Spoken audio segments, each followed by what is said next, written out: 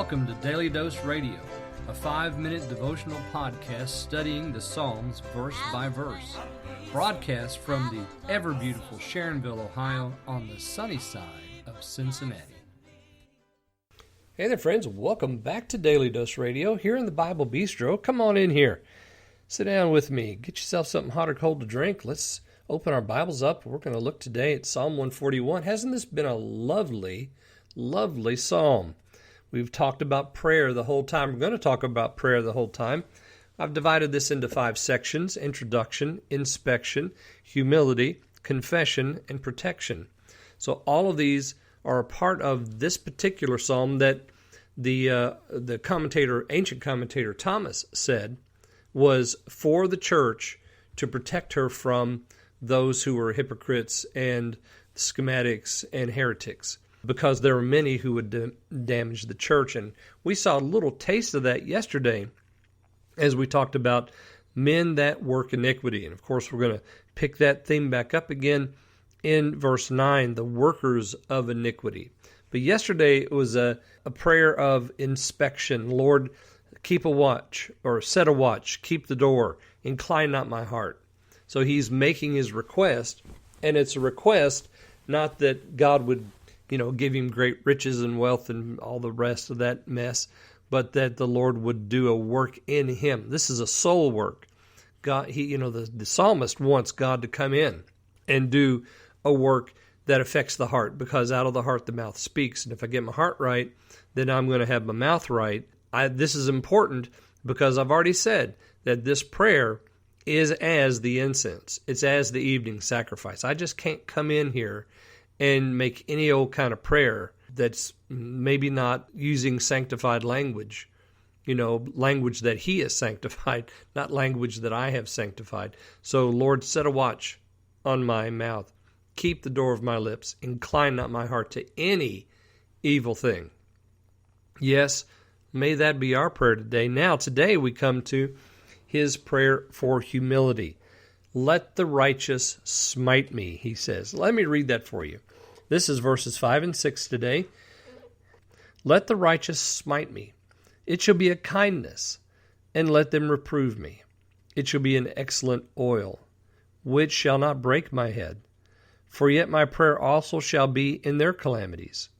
When their judges are overthrown in stony places, they shall hear my words, for they are sweet. What do we find out here? Well, we're going to find out here that the psalmist is actually asking for the Lord to do a work using other people. So he says, let the righteous smite me. It shall be a kindness, and let him reprove me. How very seldom we actually pray that prayer. We need our brethren, don't we, to smite us and reprove us. Because, ladies and gentlemen, sometimes we just get all head up about something that we want to do, and we don't think about anybody else. We just think it's right, and so we just go headlong into it. I've been pastoring churches for a long time, 27, 28 years now, and I've seen a lot of things.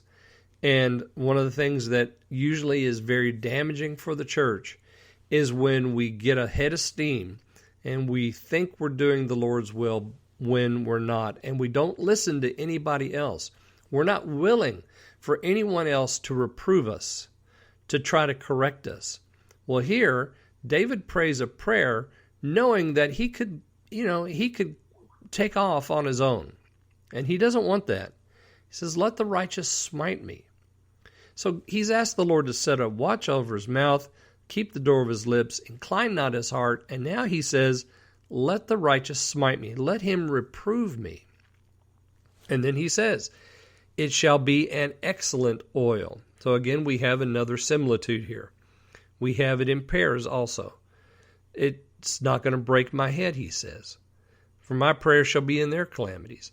So you notice that we have an excellent oil which shall not break my head. Now, we've already set this as an item of worship by saying, let my prayer be as an incense, as the evening sacrifice. He says, now let this reproving be an oil. Not just any oil, but the oil that is precious.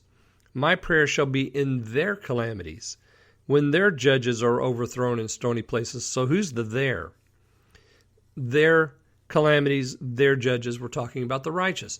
So he is, he's doing something for them now. They've reproved him and it's been good. Now he's praying for them because they need prayer. And he says, my words, they're sweet. Notice there at the end of 6. They shall hear my words, for they are sweet. Why are his words sweet? Because he asked the Lord to set a watch over his mouth and keep the door of his lips and not incline his heart to any evil thing. And he's been reproved by his brethren. And so his words are sweet. His prayers are tender and they're gracious. How about yours? Join me again tomorrow. We'll look at verses 7 and 8 here on Daily Dose Radio. Thanks for listening to Daily Dose Radio. I'm David Smith. The music today has been performed by the Bluegrass Experiment. Thanks again for listening. I'll see you next time on Daily Dose Radio.